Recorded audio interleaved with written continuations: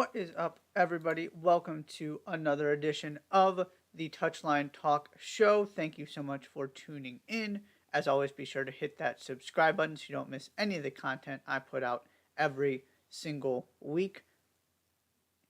An MLS season is days away. That means it is MLS preview day on the Touchline Talk Show. But before I get into all of that, there is Champions League action to discuss, and that is where we are going to start. Obviously, your headliner of the week is what happened at Anfield. It was 2-0 Liverpool, and then it was 5-2 Real Madrid. A very strange game that involved brilliant goals, horrific goalkeeping mistakes, and just about everything in between. I mean, Darwin Nunez has one of those moments of brilliance that you wish he had more of, where he gets that flick, he beats Courtois, Anfield erupts, and he has that in him. Sometimes the finishing goes haywire, but it's not like he is a fundamentally bad finisher and that he doesn't have the ability to take these kind of chances. He is just one of the most difficult players to try and understand in the world right now because you see it, but it's not always there, but you know he has it, and he showed you that with that goal. Then Courtois is trying to clear the ball after it gets sent back to him. It kind of pops up. He gets caught on it. Mo Salah fires it into the net, which makes him the most accomplished European goal scorer in Liverpool history. So congratulations to Mo Salah on that. That is no small accomplishment considering Liverpool's history. And then you have the decisive moment, which was Vinicius equalizing out of nowhere. There just aren't many players in the world who have the ability to put that kind of footwork together to get the ball out of your feet and create the kind of space needed, and then to actually pull off that shot. It was just world-class stuff all around from Vinicius. It's the kind of thing Real Madrid just has this ability to do in the Champions League. I was consistent with my messaging last season that you need to give them credit for what they did because they also won La Liga, while also recognizing La Liga wasn't good last season and that they just weren't the best team in the world. And that's been vindicated this season where they have struggled in La Liga and are really chasing Barcelona at this point. I mean, it's not a title race. They're clinging on, hoping they can put something together because Barcelona is clearly the better team. But in this competition, in these moments where it matters most, they just have a way to find this goal out of nowhere. And it was Vinicius this time. And then Alisson gifts the goal that Courtois gifted to Liverpool right back. Credit to Vinicius for, continuing to make the play to chase the ball down. You never know what happens. And then you come out of halftime, free kick, deflected shot. Benzema sits Alisson down for the fifth, and all of a sudden, this is the worst defensive performance in a European game in the history of Liverpool at home. There are just a couple things I want to focus on here because a lot of this is the same stuff when we're talking about Liverpool and what's gone wrong this season. On the positive side for Liverpool, there's nothing you can do about that first goal. That's just the level of competition you're facing when you're trying to become European champions. That's just Vinicius being one of the best players in the world. The second one, obviously, you can fix. The third one, it's a free kick. That can be addressed too. The fourth one, you were just kind of unlucky. Yeah, maybe some players should have done better. Joe Gomez didn't have a particularly good game. But it's not like the goals came from fundamental breakdowns until the fifth one. And at that point, it was pretty much over already, in terms of the tie. So the fifth one, maybe it ends up mattering, but it certainly doesn't look like it's going to. So it's this weird thing where they were the better team in the first half. They were definitely the better team at the beginning of the game. It just kind of disappeared at halftime.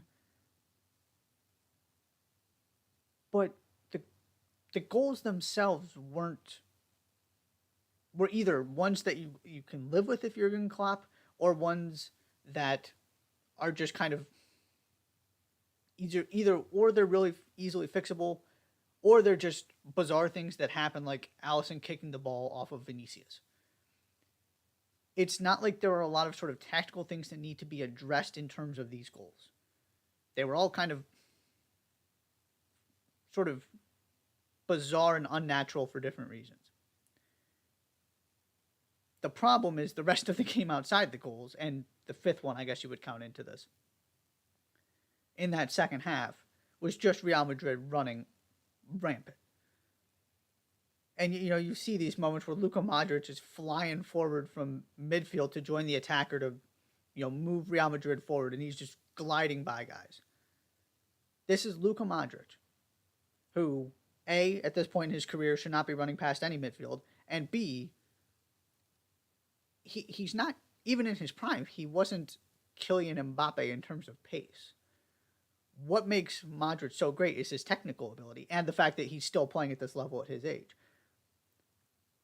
But you're the first thing you don't think about with Modric is speed, which goes, the conversation again about Liverpool's midfield, and clearly changes need to be made there. Jude Bellingham, if they get him, is really going to help with that. And I've said this before, but I am really curious how much of an impact that single signing can make in terms of fixing some of these problems. But you also need a center back. There are questions to be asked about whether this is the right group of players from a strengths and weaknesses standpoint to pair together moving forward. That's the other thing I'm starting to think about. It's not that I doubt Andy Robertson and Trent Alexander-Arnold as players. It's whether I want Trent Alexander-Arnold playing right back in front of a midfield that doesn't have the legs to cover for him. That's also part of this. I've talked about this before, right? It's a snowball effect because of the way that Klopp wants to play, because of the realities of that back line. You have to have people doing the running, and you've got, two forwards out there who haven't played in the system very long, who Mo Salah is still trying to figure out how to work with, and three midfielders who it's just not working, and the legs aren't there. So the hope I hold on to, this season is gone. It looked for a second like maybe they were going to do this, and then you saw the difference in the mental fortitude of these two teams, because Real Madrid were not fazed by a very uncharacteristic mistake from a guy who was the best player in the Champions League final last season. And, it just starts falling apart for Liverpool, and they've got no way back, and they offered nothing in the second half. So you just got to hit the reset button. Not having to play so many strenuous games in the Champions League next season, assuming they don't rally at the end here, and at this point I don't have any hope that they will. That might help. You got to get some signings in. I still think the pieces are there. That I view this as a reset, not a rebuild. But there's a clear reset that needs to happen. It is not just the midfield. It is not one or two players. It is trying to figure out how to get the right players in to get everybody playing at their best again. Because Van Dijk is not the same player, as good as he still is. There are vulnerabilities with the fullbacks that have always been there, but they got covered up originally with that midfield. That this midfield, with a 32-year-old Jordan Henderson, with James Milner still out there, Fabinho is not the guy that's going to cover that ground for you. You got to find solutions there. I still overall believe in this. I believe in Klopp. I don't think they're that far away. And they're still hanging around in this top four race. They have a lot of teams that they need to be better than the rest of the season, and that's where I have concerns. I don't see them getting to fourth. But Newcastle are dropping points left and right. Spurs are now in fourth. You got Brighton up there. You got Fulham up there. None of those teams scare me if Liverpool can figure this out. I just don't see them figuring this out. And you've seen enough poor performances against your mid-table Premier League teams. You go up against Real Madrid and you play well for 20 minutes and then fall apart, you're going to get punished to the tune of 5 goals. There really isn't much new to discuss out of this game. It's just more questions about Liverpool's future, what the next step is, how do they get back. It's also just, if you look at the rest, I mean, Chelsea have been, up and down in terms of Premier League, right? Win it one season, firing the manager, finishing 10th the next season or whatever. Arsenal just haven't even gotten to those highs. Certainly Manchester United have been up and down. Spurs are not locks to make the Champions League every season in, the past 5-10 years. Really, the only team that's been consistent is Manchester City. And even they had that one season where Liverpool waltzed to the title because they had a down year. It just happens sometimes. But I just have this inherent faith that Klopp is going to figure it out, that he's going to get this team where it needs to be from a mental standpoint. And that might be the one thing from this game, is that I just don't see that happening anymore at this point this season. To me, this was kind of the last hope for a rally to salvage something, to make a run in the Champions League, to feel like you're on the right path, even if, they lose a close game in Madrid or something like that, but win the home leg, give themselves a chance, and obviously all that's gone. And you've got another demoralizing defeat, more questions, more embarrassment. I don't see this turning around. Crazier things have happened, but that was kind of the final stand for me, if you will, in terms of trying to change the narrative on this season. And instead it ended up reinforcing it. Second game, Manchester City 1, Red Bull Leipzig 1. City jump on the attack early, get a turnover. Riyad Mahrez scores. Red Bull Leipzig offer absolutely nothing in the first half. Looks like City's going to waltz to a win. They have some other opportunities they don't take in the first half. That's become a thing this season that you don't normally associate with Manchester City. But they do have these times where maybe they get one, but they leave themselves open to a potential comeback, a weird thing happening. See the Nottingham Forest game. And sure enough, here comes Leipzig in the second half, miles better. Even before the goal, Benjamin Hendricks has a chance that he probably should have finished, that he puts just wide in the 55th minute. Then Josko Guardiola gets the equalizer they absolutely deserved. I'm not disallowing that goal with all the nonsense that gets allowed to go on in the box during set pieces and wrestling and all that kind of stuff. I would have let that stand. And, City do come back a little bit. Gundogan forces a good save. You've got the handball controversy. I don't really want to get into that. This is just another reminder. City this season, there's nothing in City's track record that indicates they're going to go win 10 games in a row. It's just not how the season is going. And this is a fine result. They're still odds-on favorites. And you were without some key players, most notably De Bruyne. Haaland,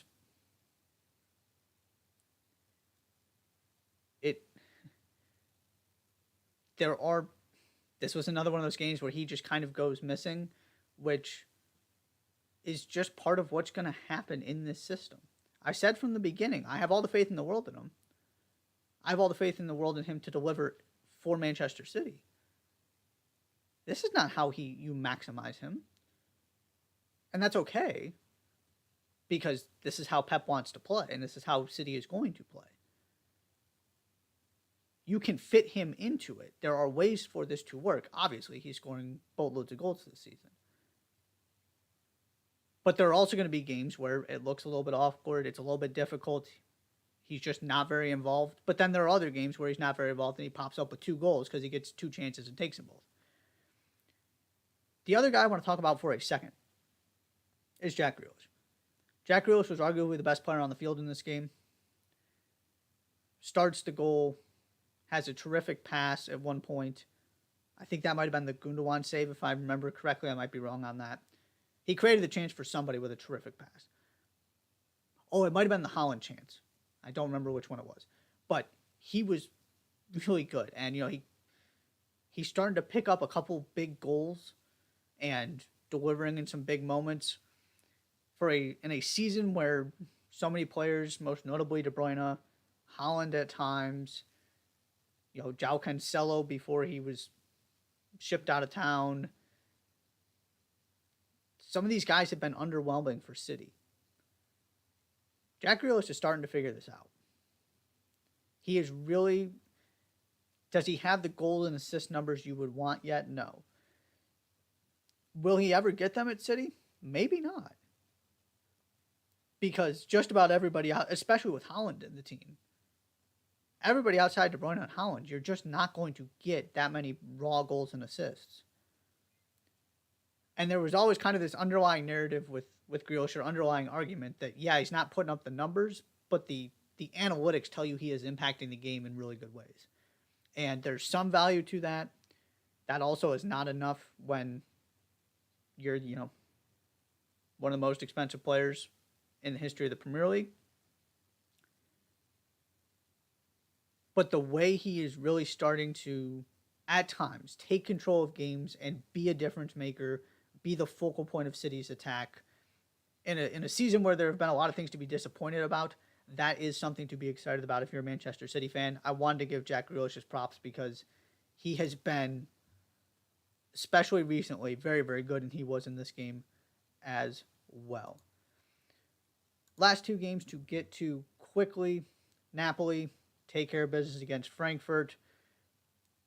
This thing could have been 3-4-0. I mean, Victor Osimhen wins a penalty by just hustle and jumping in front of the ball. It gets saved. He almost gets a second goal right after he does score that it was just offside. The second goal, finished off by Di Lorenzo, was absolutely gorgeous and everything that makes this Napoli team great. You got the Randall Colomani red card in there, who's been one of the best players in Europe this season. And if Frankfurt was going to make a comeback here, they need Randall Colomani. And not going to happen for the second leg. Napoli should waltz to the quarterfinals. And I kind of keep coming back to this about this Napoli team. It's not just that they are destroying people in Italy and are so clearly better than everybody else in Serie A. It's that every step of the way, similar to Benfica, they have looked the part, not just in Italy, not just in league games. They're doing it in the Champions League too. We're phenomenal in the group stage. You get a pretty advantageous draw in the round of 16. And just like Benfica, really take control of it on that away leg so you don't have to stress at home. Osimhen is playing out of his mind. I can't remember anything like this. This is, and comparing Napoli to Leicester City is inherently disrespectful to Napoli. They've been, Champions League, Europa League participants, one of the top 4 or 5 teams in Italy, storied history. I'm not trying to make that comparison. But just from an optics standpoint, and we didn't expect this team to be here standpoint. Leicester had some thrilling comebacks, some close wins in a season where so many teams were down in the Premier League. Napoli is just out here destroying people, and it doesn't matter who. Juventus, Eintracht Frankfurt, Liverpool, Ajax. The consistency and the consistent excellence has been absolutely remarkable and continued in this game. And the other part of this, too, I've talked about this before, but the depth.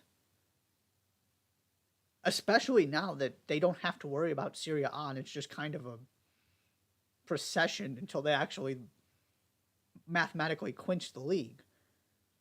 They've got the bodies to do just fine in Serie A anyway, and if they drop some points, they don't have to worry about it. They're the best team in the world. They're playing like in the Champions League. they can absolutely win this thing. And they don't have the added stress of a title race like a Manchester City. They can start even shifting their focus. And regardless, this is not a team where you're starting 11 guys and those are your 11 guys. This is a team with 18 to 20 contributors, 5, 6, 7 guys who can score goals for you. They have the depth to keep up what they're doing in Serie A and be as good as anybody in the Champions League. This is 100.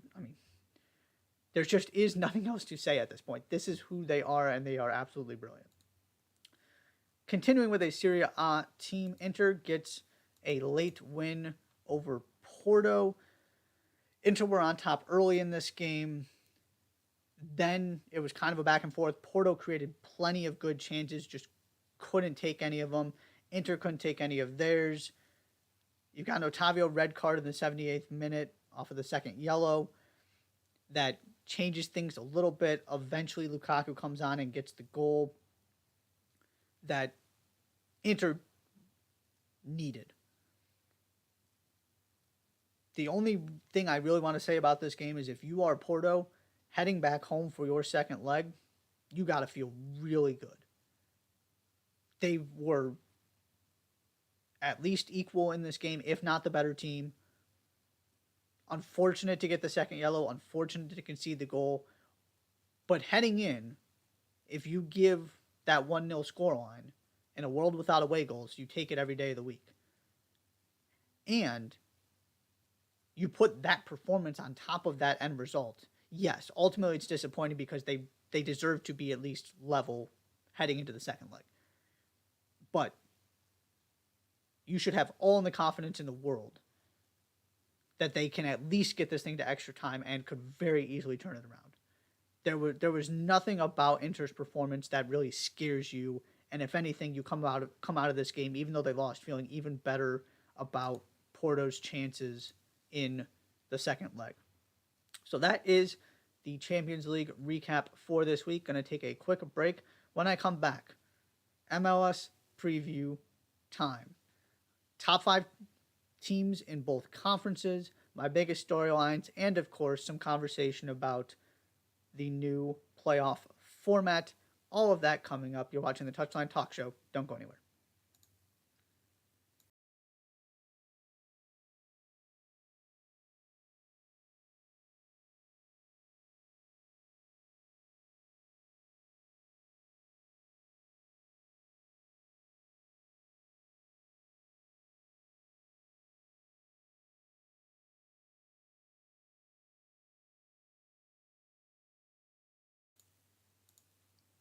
And welcome back to the Touchline Talk Show. Thank you so much for tuning in. Be sure to hit that subscribe button so you don't miss any of my content. It is MLS season preview time. Going to have a couple different parts of this segment of the show. First, running through call to power rankings, if you will, my top 5 teams in each conference. Then looking at the biggest storylines and biggest questions that are going to kind of define this season, and finishing off with everybody's favorite conversation about the new playoff format. So starting in the Eastern Conference, I'm going to go from 5 to 1. Number 5, I have the New York Red Bulls. The story with the Red Bulls will be, as it always is, really good team from top to bottom, lots of really good players. They are not MLS Cup contenders until they find that star, until they find that big-time goal scorer. Dante Van Zer is coming as a designated player after scoring double-digit goals in Belgium.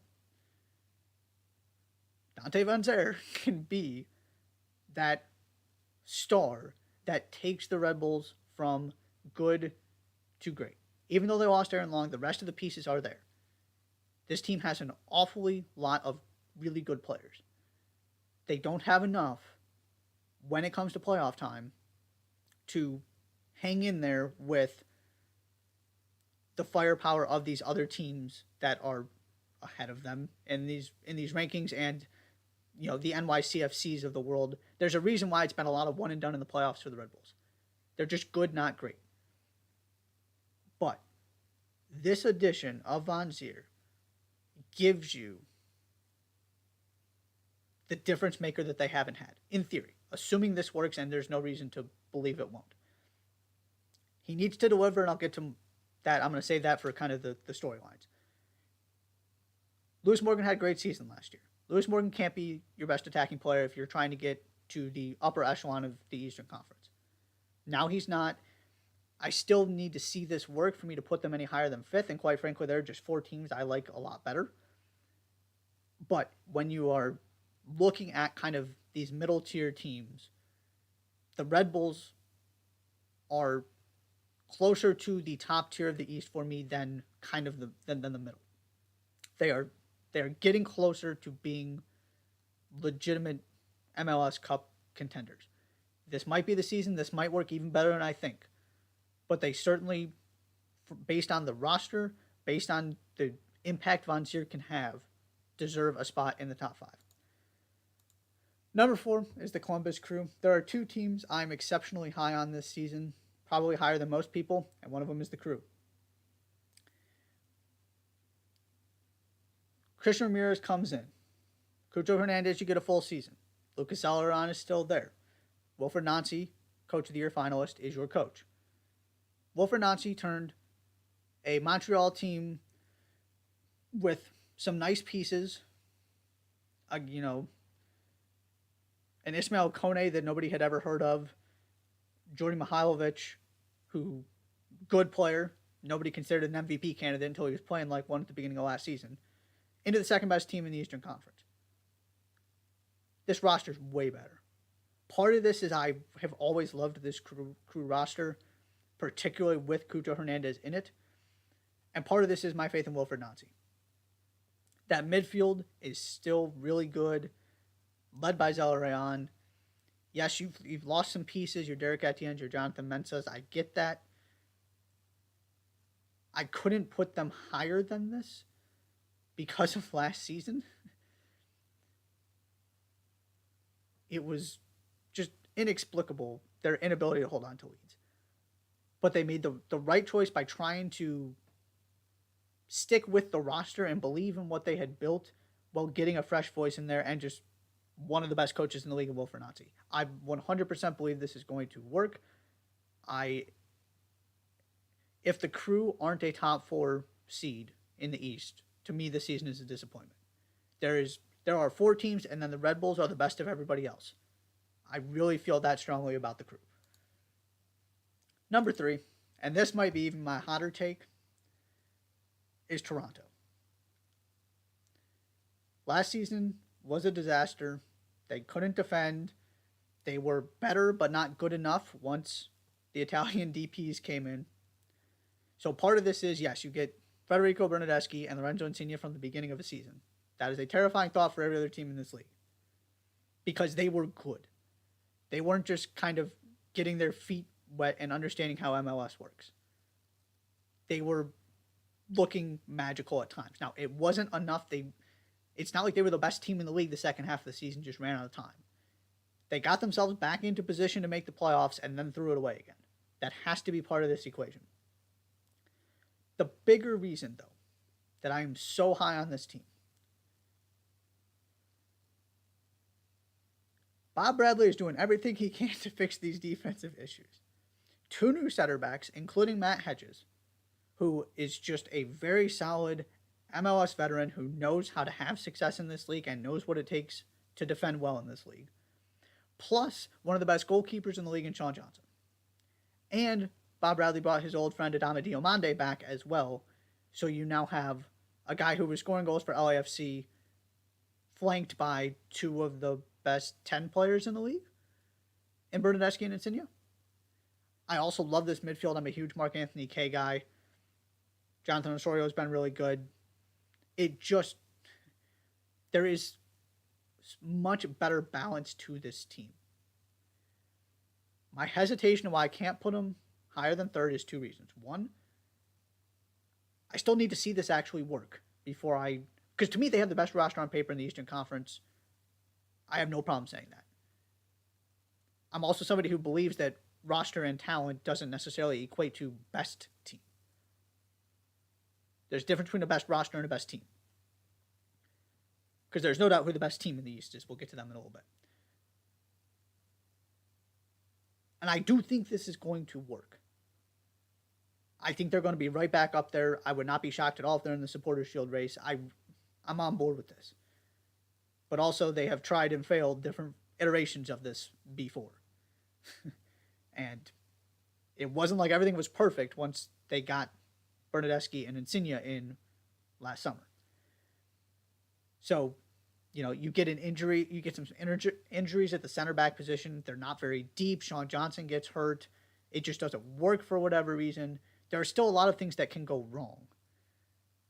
So I have more faith in the two teams ahead of them, even though I am all in on this roster, and to me, this is just a way more complete team than the one even at the end of last season that Insigne and Bernadeschi eventually kind of inherited and took over.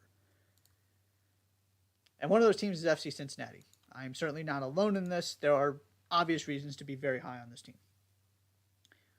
Matt Miazga made a huge difference. You get him for a full season. That is point number one in terms of why this team can take the jump from a playoff team to MLS Cup contender. And you also brought in Santiago Arias to support that backline even more.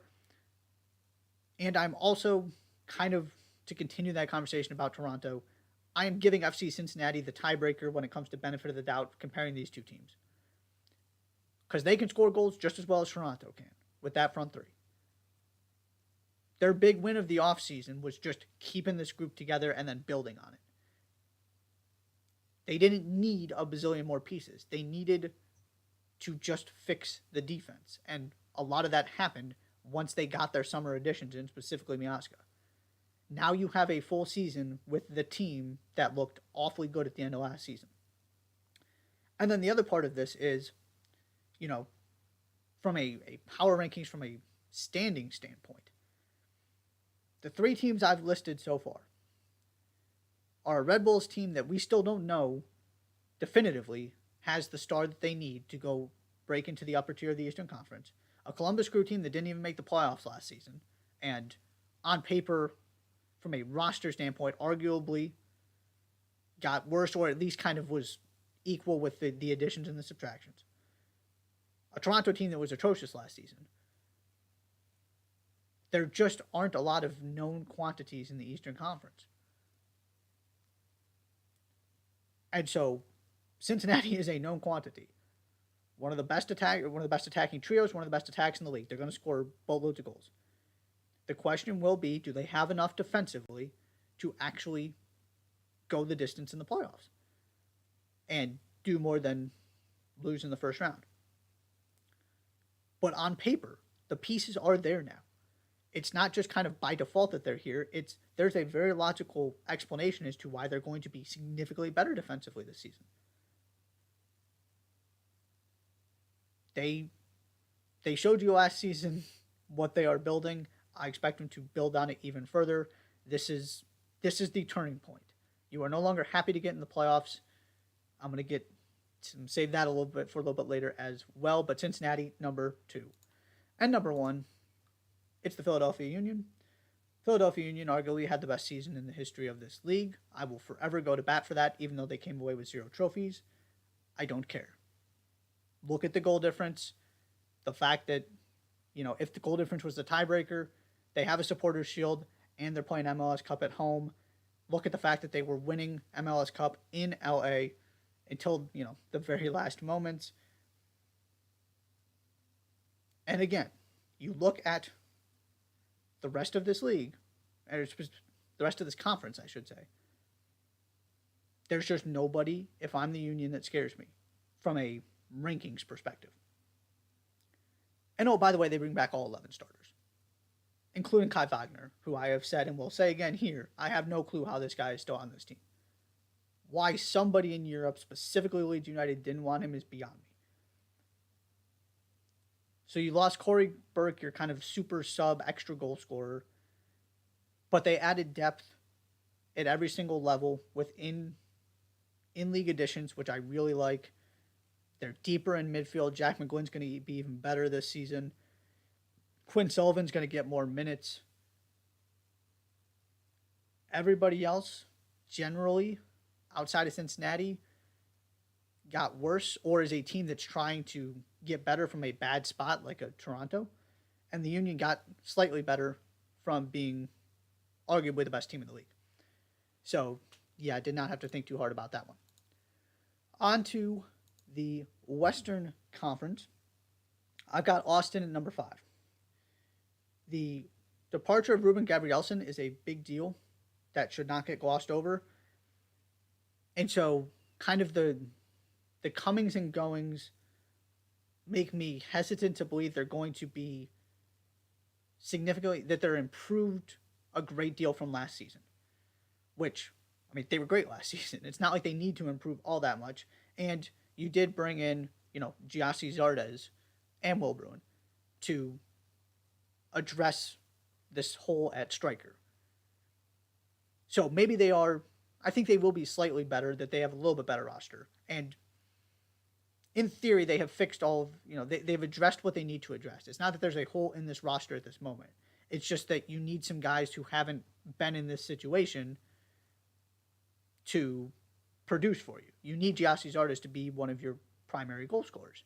Certainly capable of it. He's been doing his entire MLS career. But it actually needs to happen in order for this team to take the next step and to kind of pick up where they left off last season. A lot of this, though, is not really about my questions about Austin as much as it is the teams ahead of them. It's kind of similar to the New York Red Bulls. They had to be on this list. I just couldn't get to a place where I put them any higher than 5. Number 4 is the LA Galaxy. Ricky Puig played 9 regular season games. They lost 1 of them. That's my rationale. Again, every piece is there. Would you wish they had a little bit more from the winger position? Sure. It's not like they have the best roster in the league, but they were phenomenal with Ricky Puig. He is that good. He's that much of a difference maker. They've got enough around him. The reason they're 4th is I need to see them actually establish themselves as one of the best teams in the West.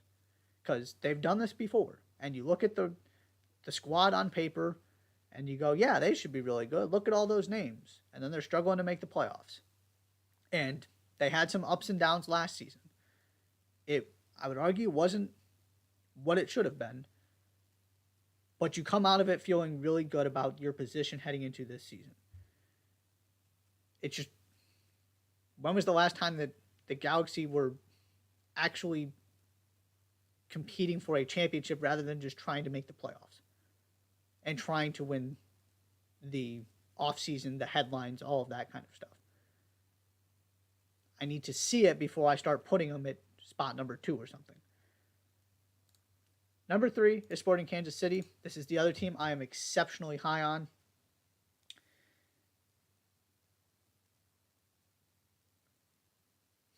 They had 2 designated players who didn't play a minute last season. The first half of the season was a train wreck. They brought in Willie Agata and Eric Tommy mid-season. Both of them were sensational. It was just very quiet and under the radar because they were so bad before they got there. There was no chance this team was making the playoffs, even though they were much better the second half of the season. If they can just get healthy and stay healthy, this is a better version of the 2021 team that was right there at the top of the Western Conference. You've got 2 goal scorers, really 3, because I wasn't even counting Johnny Russell in that, with Russell, Polito, Agata, and Daniel Shalhoub. Just particularly in attack, but from top to bottom. I love this roster.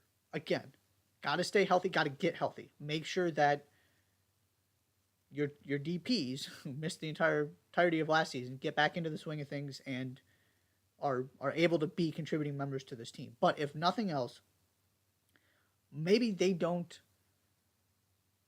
come out of the gates and maybe they don't end up finishing third. But you get a clean slate and you get the team you ended last season with at the very least. And that team is a playoff team. At full strength, Sporting Kansas City is much more than that. We're just going to have to see if they can actually reach the levels that I believe they can. But I'm sticking with Peter Vermes. They have weird seasons sometimes, but they always seem to bounce back and be right there up at the top of the Western Conference, and I expect the exact same thing to happen again. Number 2 is the Seattle Sounders. I still believe that was the best Sounders roster ever put together last season. I don't care that they didn't make the playoffs. Part of that was the CONCACAF Champions League. Part of that was the fact that they lost João Paulo in the CONCACAF Champions League. Part of that was it was just strange, and strange things happen in MLS sometimes.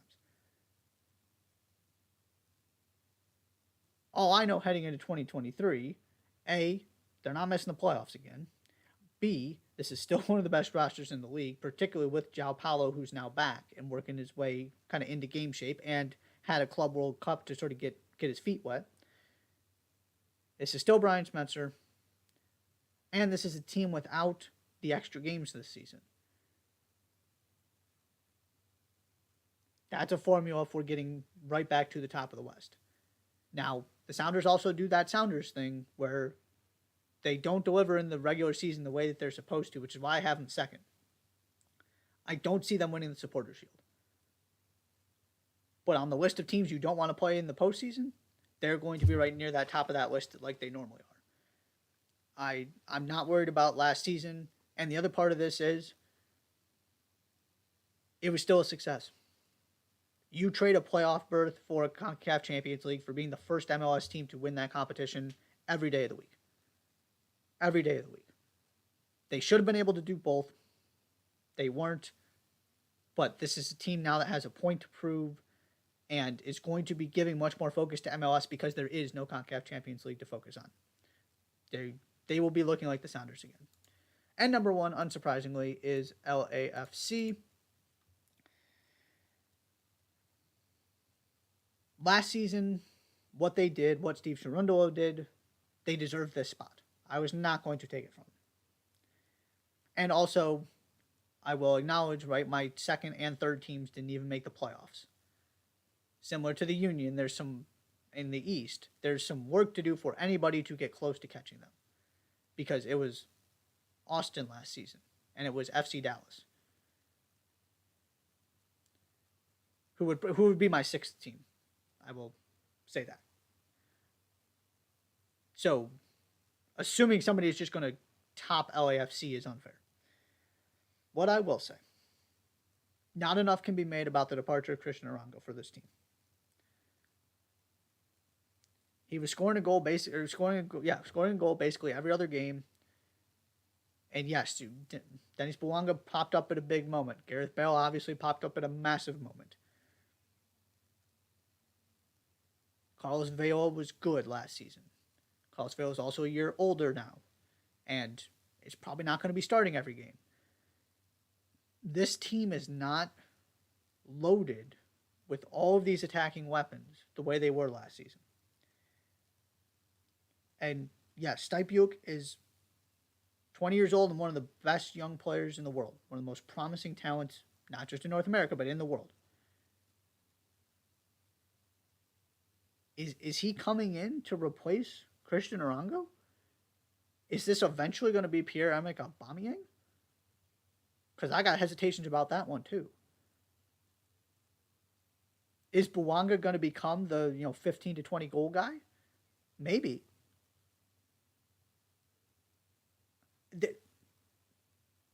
They still have the best roster in the West on paper. I can't take that away from them. And yeah, you added Aaron Long to it. That helps as well. They're great from top to bottom, just like they were last season. but they are not the same behemoth in terms of, my goodness, they don't even need Gareth Bale to be good. If he starts scoring goals, that's an added bonus. Because Arango's scoring every other game. Here comes Bouanga that they added in the middle of last season. Carlos Vela's still doing his thing. Poor Mahalo Opoku can't even get on the field. Or he certainly can't get starts anymore. And he was phenomenal the first half of the season. Maybe he's the guy that, maybe it's Bouanga gives you 10 to 15, Opoku gives you 10 to 15. Maybe that's how this works. But you just took one of the best goal scorers in this league, and there is no like-for-like replacement for him. That is a major concern for me. Not enough. Simultaneously a major concern, and this is all relative to LAFC, right? It's not enough of a concern for me to drop him from the top spot. I just wouldn't be stunned if this season looks much different than last season, where for most of the season, it was, my goodness, they're just better than everybody else. My opinion on that changed by the end, but you still can't argue with, they won a Supporters' Shield, they won MLS Cup. I don't see them repeating at that level in terms of what they did and just the way the season played out and kind of the narrative surrounding them because of the pieces that they've lost, specifically just on the depth side of this. But you put 11 guys out there, they still match up with everybody in the league. Nobody would be surprised if they repeat. Nobody would be surprised if they won the Western Conference. They have the benefit of the doubt. They earned the number one spot, at least for now. Okay, jumping in to storylines. I'm going to try and go through this pretty quickly, but there are kind of 5 things I'm looking at here that I feel like are going to really go a long way toward defining this season. First one, which teams bounce back? Portland and Seattle both missed the playoffs. That doesn't happen. New England Revolution went from being the best regular season team in the history of the league to 10th in the Eastern Conference. Colorado and Sporting Kansas City were right there at the top of the Western Conference in 2021. Nowhere to be found in 2022. And what does Toronto do? There are just all of these teams, specifically Portland, Seattle, Toronto, Kansas City, that you associate as being some of the most successful, most consistent in the league, that all had bad MLS regular seasons last year. Do all of them bounce back? If so, to what degree? Is it, the Sounders and Timbers making the playoffs again, or is it Kansas City and Seattle going toe-to-toe for the number one seed in the West and the Supporters' Shield? What does this thing look like for Toronto? Can Colorado recapture their magic and play better defense? Can Kansas City stay healthy? All of that. It's a very interesting situation heading into the season, because if you're just sort of picking off the top of your head without paying attention to, last season, to rosters, just in terms of teams you would pick and expect to have success, right? You're picking the Timbers, you're picking the Sounders, you're picking Toronto, you're picking Sporting Kansas City, and all of them missed the playoffs last season. Number 2, kind of on the flip side of that. Who takes the next step? I'm looking at 4 particular teams here, and 2 specifically inside that group of 4. FC Cincinnati. Last season, massive success. Couldn't have gone much better. Got to the playoffs, figured out how you want to do this, what you want to be, how to translate that into success on the field. You got the hardest part of the sport down, which is scoring goals. And you also addressed the defensive issue and made progress in that area. It is all there for Cincinnati. There's a reason I have them 2, and I am in the majority, I would argue, on that. This is about getting to a conference final now. This is about contending for an MLS Cup. This team is too good at this point to just be happy with making the playoffs again. It's the biggest compliment I can give them. And then the other team is the LA Galaxy. I kind of hinted this earlier as well. You've got the Stars. You had some success at the end of last season. You got back into the playoffs. The vibes are better. Greg Vanney seems to finally be getting this thing going in the right direction and kind of overcoming a lot of the things that just came with being the Galaxy in recent years. Got to deliver. Similar to Cincinnati, right? Making the playoffs again is not good enough. At some point, this has to end, and the Galaxy have to get back to being one of the best teams in the league. And it's there on paper. And you've got the global star in Ricky Puig that should get you there. Do they actually take that step? And then the other two I'll mention briefly, FC Dallas and Inter Miami. FC Dallas, you add a striker to a really good attacking trio. They were excellent last season. Can you go from more, go to that next level of, again, not just being happy to be in the playoffs, not just winning a playoff game, but really being built to get into those later rounds and compete for a conference championship. And Inter Miami, I'm just curious about two MLS MVPs on the roster. What does this look like? Again, you made the playoffs. They looked better last season. It's clearly headed in the right direction. What is the ceiling? How far can you get? Can you get to be anything other than 5th, 6th, 7th best team in the conference? So that is what I'm looking at there. Next is, to me, the most interesting storyline, the one I am most excited for this season. Which designated players deliver? I'm just going to run through some of the ones I'm thinking about. Evander is supposed to be the best player on the Portland Timbers. They spent big-time money to bring him in. It looks great on paper. It makes all the sense in the world. Does he actually become one of the best players in the league immediately? Talked about Dante Van Zer with the New York Red Bulls. He might be the single most important. Maybe Evander becomes that guy. But in terms of raising a team's ceiling, Van Zer might be the single most important player that was brought in this offseason in the league. Because if he starts scoring 15, 20 goals, it changes everything for the Red Bulls. Georgios Giacomakis in Atlanta, replacing the greatest player in the history of the, albeit a short history, but history of the franchise. Again, great track record, big-time pedigree. Can he get Atlanta back into the postseason and looking like one of the best teams in the league again after a really tough stretch here? Toronto guys. Yes, they were here at the end of last season, but they get a fresh start.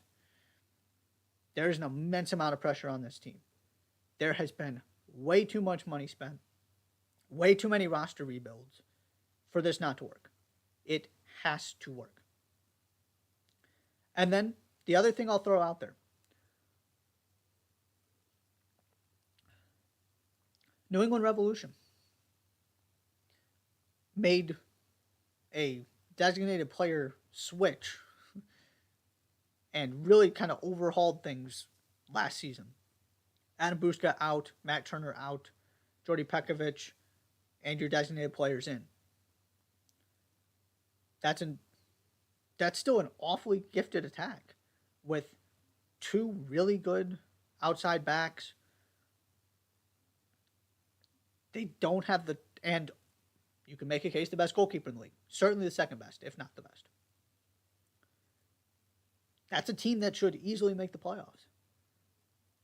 But it's predicated on, can you get the new guys who were kind of working their way into things last season integrated with Carles Hill and that back line. Because it looks good on paper. And it did not work at all last season. Again, it was early, trying to get everybody acclimated to the league, because that's the other part of this DP thing. It's not just, are these players as good as they're supposed to be? It's which ones are able to figure it out immediately. Because sometimes it's a bizarre league with travel that most of these players have never experienced before, because you don't see it about anywhere else in the world. It's a whole different world to get used to. Sometimes it just takes a while. And this is also the reason why Atlanta United wasn't on my list in the East. Sorry, not Atlanta, Nashville. Ake Lobo was supposed to be the guy. It just didn't. It just didn't work. And they need somebody to help Hani Mukhtar. Those two guys are kind of the two different directions DPs can go, right? Mukhtar's been phenomenal. He's the best player in the league. Everything Nashville could have asked for and then some. But they tried to go get the second guy to help him, and it didn't work. And so when we look at the end of the season and where these standings are and which teams are, home field advantage, top 4 seeds, which teams are in the Supporter Shield race, this is the big question I think we're going to be looking at. Because maybe Evander is phenomenal and the Timbers are right back near the top of the West. Maybe Insigne and Bernadeschi just can't find a way to make it work. I mean, I'm just throwing out examples.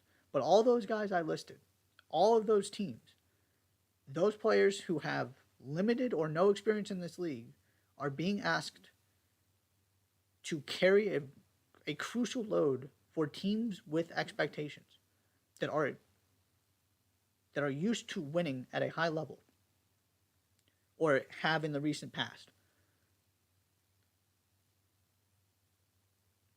Which of these signings work? I am fascinated by that question. And how does kind of the transition from all these guys who came in the summer going into a full season pan out as well?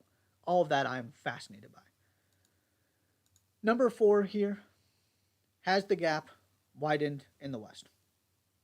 I sort of talked about this earlier. I'm not going to go too much deeper on it.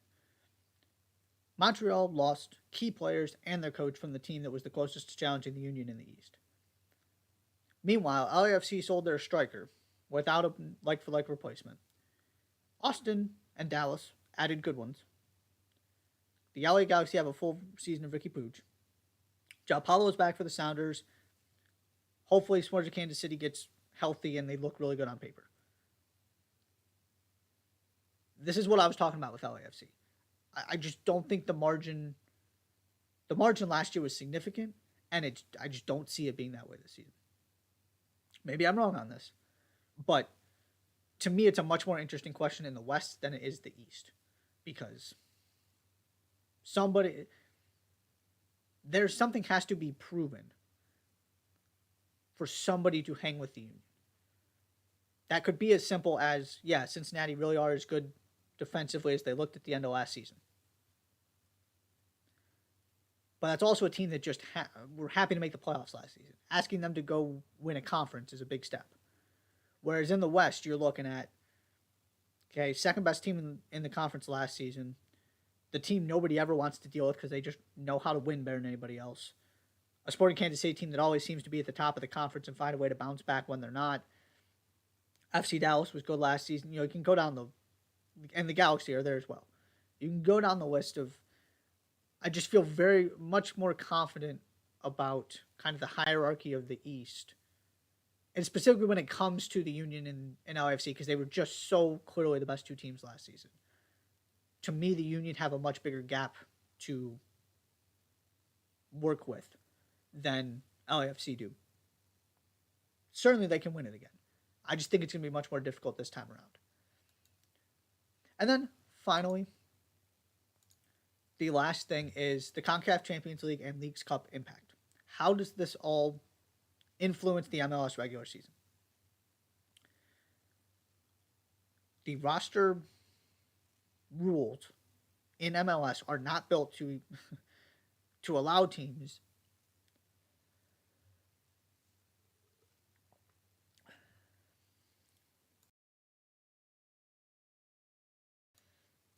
sorry about that. Not built to allow teams to have the depth needed to navigate a season like this one that you've never seen in MLS before. With the regular season like normal, with the Open Cup like normal, with the Champions League like normal, and the Leagues Cup now everybody participating in it. It's also not an entire coincidence that Union and LAFC didn't play in the CONCACAF Champions League last year. They're both playing in it this season. How does that factor into what seem to be the best two teams in the league on paper, arguably? Or at least your conference favorites. That's the better way to put it. Does somebody figure out how to manage this better than others? How do teams handle this? And do we see, because there are plenty of examples, I went back and looked, of teams that played in the CONCACAF Champions League who then made MLS Cup. It's not like the Sounders were the most recent example of this long time trend. But if you make a deep run in the CONCACAF Champions League, like LAFC and the Union are capable of, what does that do for the MLS regular season? What does that do to your Supporters Shield hopes? Can you navigate everything? So that is the last thing I'm looking at. And then, of course, it wouldn't be an MLS conversation if we don't talk about the new playoff format. I saw, as I was reading a couple hours ago, Jim Curtin is a fan of this best of three thing because it creates the familiarity and the tension, which is valid, right? When you see a team 3 times in the span of a week or whatever it's going to be. Do I really care if 8 teams make it or 9? No. Do I like the best of 3 series in that first round? No. It's a money grab. There's no other reason to it. We just got to accept it for what it is. And I get the money part of it, that you gotta work with Apple on this. And if Apple's going to spend that much money on the league, Apple wants certain things in return. And that broadcast deal has always been an issue for MLS. Some sacrifices have to be made on that. I am not going to spend too much time on this, but I want to hit on one point here. And really, it's kind of 2 points melded into one. My biggest issue with this is that I want MLS to stop trying to be multiple things. Is the postseason a single elimination knockout tournament, or is it a playoff like other sports in this country? Instead of, well, it's a single elimination tournament, except there's a best of 3 series at the beginning. But then once we get down to 8 teams, it's a single elimination tournament. I want one or the other. And really, I just want the single elimination tournament. Because it's a cup. But now all of a sudden you have taken a different... Cup competitions are single elimination knockout. And MLS Cup is no longer that. That will always irk me. And so the question then becomes, okay, what is the alternative if, because I get why this is happening, and if it's the price that you have to pay to make this work with Apple, I'm fine with it. And I also understand this is just, the games are going to be a sticking point. And so the way to solve the problems that I see right now, I don't think removing the extra games that were added is the practical solution. I've given up on that hope. There are going to be more games coming. So here's the other part of this that I want to end on.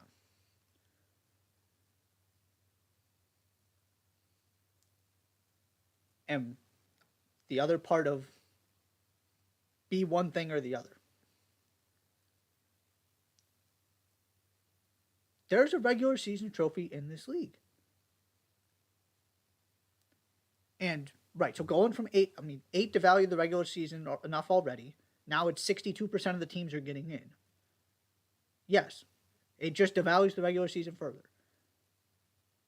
And like I said, the games are not a practical way to address that issue by putting more value on every single one of them. So what can you do? How about we reframe the way, and especially with the playoff change and Leagues Cup now taking this form, how about we reframe the conversation about the trophies in this league? Why is it that the Supporters Shield is treated as the secondary kind of cherry on top? And I don't necessarily direct that at MLS, because obviously it comes with home field advantage in the playoffs. It's a huge deal. But just generally, the collective MLS community, why is this any different than the setup in England, for example? Why can't MLS Cup be the equivalent of the Champions League? You qualify with your regular season performance. All you want is the opportunity, right? And then you just see what happens because it's a single elimination knockout tournament and everybody understands that. Nobody sits there saying the team that won the Champions League is the best team in Europe. They're just the champions of Europe. Real Madrid were not the best team last season. Tottenham made it. Chelsea won it in a year where they were bad. Weird things happen. That's the beauty of a knockout tournament. You're not finding the best team. So then treat the Supporters' Shield like a league title. Instead of making it the secondary thing. Make the Leagues Cup the FA Cup, the Open Cup the Carabao Cup, however you want to prioritize them. But look at this as 4 trophies that should be taken incredibly seriously. Because some teams just throw the Open Cup away, and it's getting better in that sense. And I've always been irked by that as well. But have the get to a point where we're having a conversation. I don't understand why it isn't already this way. Except for this country's obsession with postseasons, which it's one of the things I love about soccer. The best team actually gets the trophy sometimes. It's great. You don't have to go try and rewrite history based on, for example, the NCAA tournament, 4 weeks or whatever it is. It's just different, and we don't treat it different. So let's have some fun conversations. Would you rather win an MLS Cup or a Supporters' Shield? Because right now, I'm one of the only people in the world who thinks that's a real conversation, I feel like. If you are,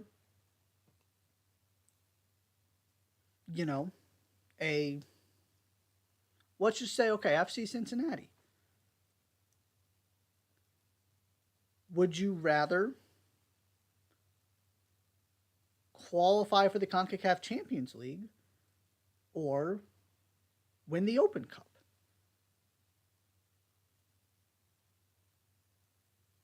Would you would you take a Leagues Cup if it meant not making the MLS playoffs? It's the same thing with Newcastle this weekend. Newcastle fans, I think by and large, would happily forego the Champions League to hoist a trophy. But there's this, at least I feel like, as somebody who follows this league closely, and I don't think this is a hot take at all, there's this emphasis on the MLS Cup part of this because that's the champion. And teams like the 2021 New England Revolution, who, again, best regular season team in the history of this league, don't even get talked about. They have a trophy to show for it. But everything is catered to the postseason, which is a real problem for me when you continue to devalue the regular season. Because it's just, and the Sounders have made a living off of this, right? Let's just get there. Because nobody remembers what happens or how we got there, as long as we show up and we know how to take care of business in a knockout format, which, by the way, takes a different set of skills and a different style of play than being consistent over a 34-game, 38-game season. Another reason why these two should be equal, because they're different. This has just always irked me, and I got thinking about it again. Now that you have 4 competitions, don't just treat everything else as completely secondary to MLS Cup. Now, some people, right, it's the conversation you were having with, the other example, right, the Liverpool thing. Would you rather have another Champions League or would you rather win a Premier League? Oh, rather win a Premier League. We've done the Champions League thing, right? That's why that Premier League carried so much weight. There was a history to it.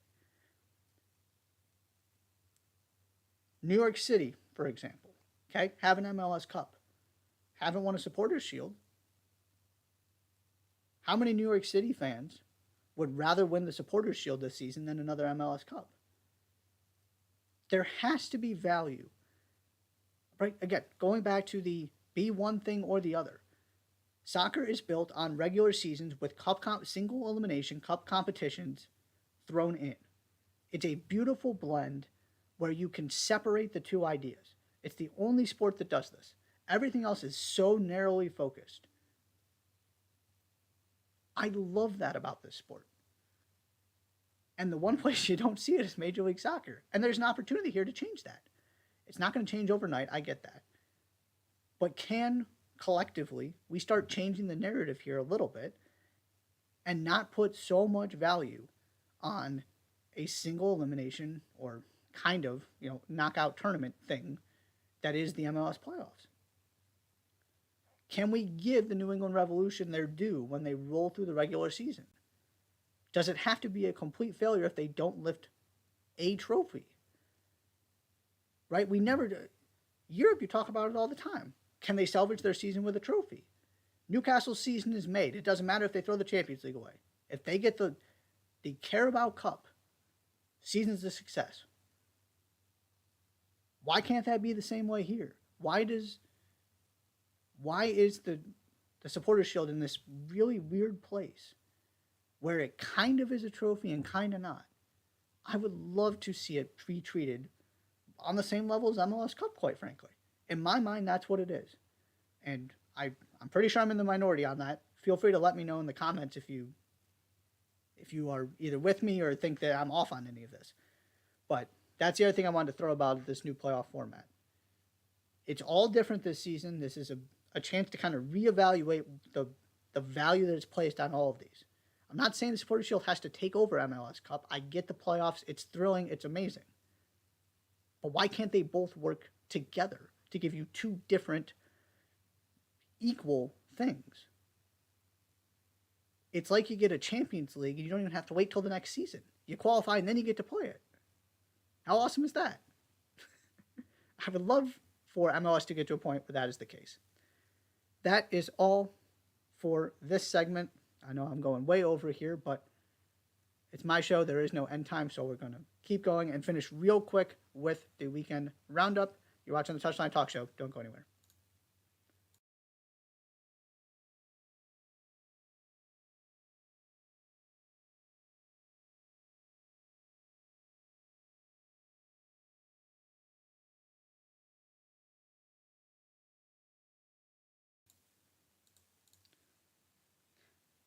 And what is up, everyone?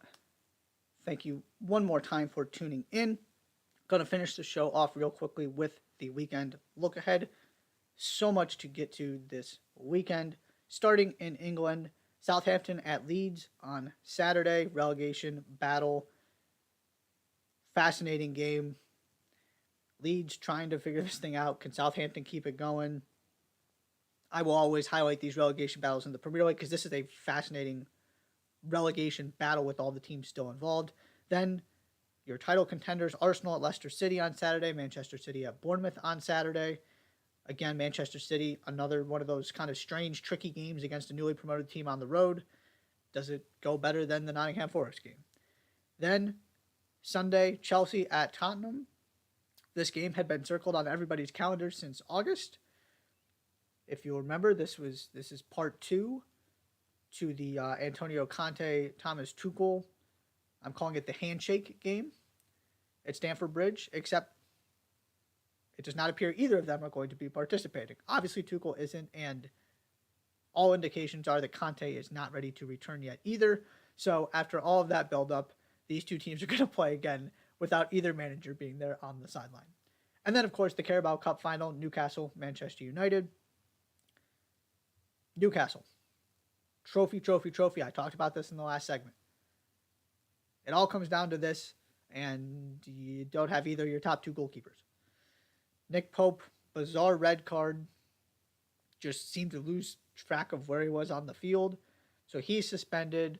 Dubravka is cup tied because he was at Manchester United at one point.